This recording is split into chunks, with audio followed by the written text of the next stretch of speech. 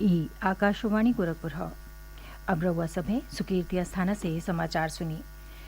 प्रधानमंत्री नरेंद्र मोदी बिहाने अपने संसदीय क्षेत्र वाराणसी आई हैं। श्री मोदी ये दौरान 1,800 करोड़ रुपया से बेसी लागत का कई गो विकास परियोजनन का उद्घाटन और शिलान्यास करी हैं। मुख्य कार्यक्रम डॉक्टर संपूर्णानंद स्पोर्ट्स स्टेडियम सिगरा में हुई, जहां प्रधानमंत्री काशी के विकास परियोजनन का सौगात दी हैं। ये परियोजनन में वाराणसी स्मार्ट सिटी और सिटी परियोजनन में कई गो पहल शामिल हवे, जैसे स्नान घाट के साथे साथे नमो घाट का पुनर्विकास, 500 नाई के डीजल और पेट्रोल इंजन का सीएनजी में रूपांतरण, पुरान काशी के कामेश्वर महादेव वार्ड का पुनर्विकास, दशाश्वमेध घाट पर पर्यटन सुविधा और वरुणा नदी पर पुल का निर्माण। प्रधानमंत्री नया राष्ट्रीय शिक्षा नीति के कार्यान्वयन पर अखिल भारतीय शिक्षा समागम का उद्घाटन करी हैं। शिक्षा मंत्रालय 7 से 9 जुलाई ले शिक्षा समागम का आयोजन कर रहल हवे। एमे प्रख्यात शिक्षाविद और नीति निर्माता राष्ट्रीय शिक्षा नीति के कार्यान्वयन पर चर्चा करी हैं। प्रधानमंत्री अक्षय पात्र मध्याह्न भोजन रसोइयों का उद्घाटन करी हैं। ये रसोई का क्षमता करीब 1 लाख छात्रन बदे भोजन तैयार कईल हवे। प्रधानमंत्री नरेंद्र मोदी बिहाने बनारस में अखिल भारतीय शिक्षा समागम का उद्घाटन करी हैं। शिक्षा मंत्रालय 7 से 9 जुलाई ले शिक्षा समागम का आयोजन कर रहल हौ।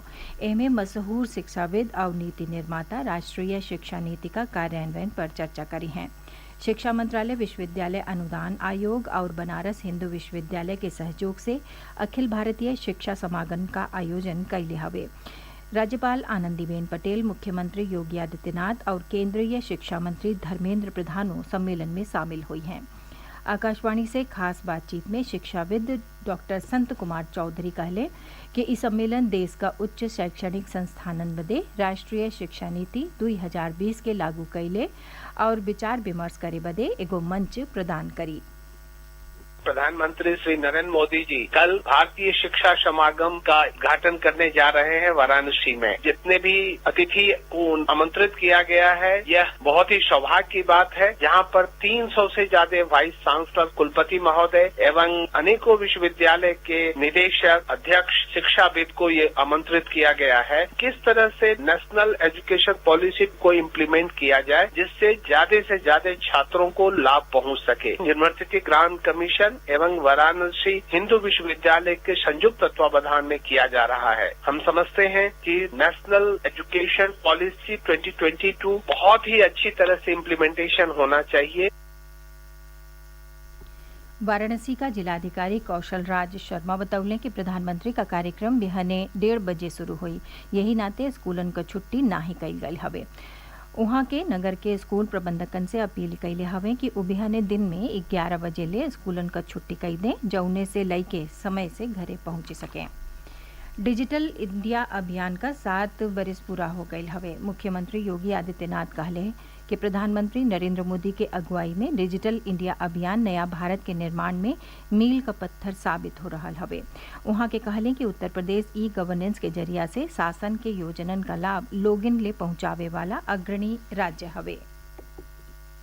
माननीय प्रधानमंत्री जी के यशस्वी नेतृत्व में डिजिटल इंडिया अभियान के 7 वर्ष पूरे हो गए हैं। मिनिमम गवर्नमेंट मैक्सिमम गवर्नेंस माननीय प्रधानमंत्री जी का संकल्प है। उनके इस सपने को पूरा करने में डिजिटल इंडिया अभियान की बड़ी भूमिका है। डिजिटल इंडिया अभियान नए भारत के निर्माण में मील का पत्थर साबित हो रहा है। इस अभियान ने ई गवर्नेंस के माध्यम से शासन की योजनाओं को आम जन तक पहुंचाया है। उत्तर प्रदेश ई गवर्नेंस के क्षेत्र में अग्रणी राज्य है। प्रदेश सरकार द्वारा प्रत्येक व्यक्ति तक शासन की योजनाओं को पहुंचाने के लिए तकनीक का भरपूर उपयोग किया है। इसका पूरा लाभ आम जनता को मिल भी रहा है। आज प्रदेश जो कुछ करने में सफल है, इसके पीछे माननीय प्रधानमंत्री जी का मार्गदर्शन एवं नेतृत्व ही हम सभी का सबसे बड़ा संबल है। इसके कारण आज उत्तर प्रदेश बीमारू राज्य की श्रृंखला से उठकर एक स्वावलंबी और समर्थ प्रदेश बनने की ओर अग्रसर हुआ है।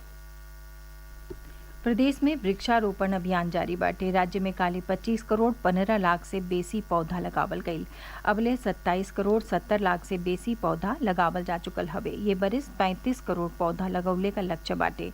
जल शक्ति मंत्री स्वतंत्र देव सिंह आज देवरिया में डॉक्टर श्यामा प्रसाद मुखर्जी पार्क में पौधा लगौले।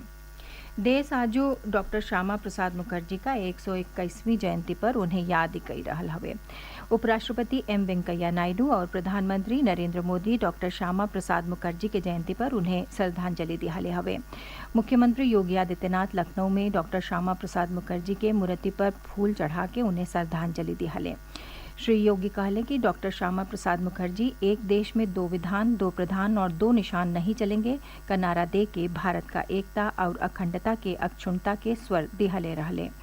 वहां के कहली कि डॉक्टर श्यामा प्रसाद मुखर्जी का संघर्ष और बलिदाने के नाते आज कश्मीर भारत का हिस्सा हवे। समाचार पूरा भइल। नमस्कार।